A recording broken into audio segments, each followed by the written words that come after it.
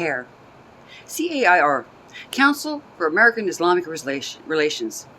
Biden put them on its team for helping fight anti-Semitism, except they don't want to fight anti-Semitism.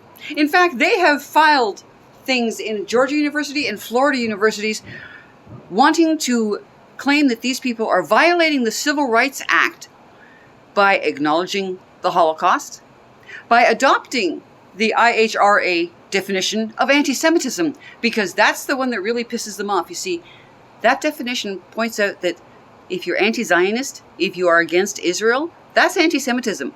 And a lot of you want to try to split hairs on the left and say, oh, no, it's not that. It's just, except there's only one Jewish state. There are 23 Muslim states all around that lone Jewish state, and yet you keep talking about a two-state solution because you basically don't want to acknowledge the fact that everything you're doing when it comes to Israel is double standards. It's lies. It's based on bullshit.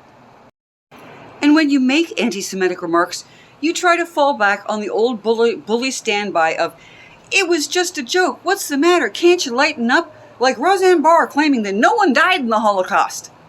Because that's just a really fucking funny thing to say, right? Yeah.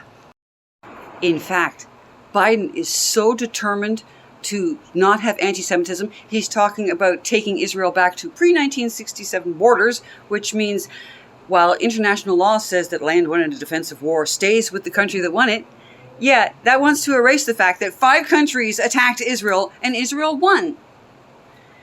Also, his supposed anti-Semitism czar Deborah Lipstadt, goes to the United Emirates and condemns Israel. Yeah, that's really helping the Jews. Media just loved this thing recently where it's been years, but the IDF had to go into Jenin, and there are all these people saying about how the big bad Israelis went and killed Palestinians, the terrorists, who had a tunnel going from a mosque to a kindergarten classroom. Because, those are the kinds of people you don't want to defend.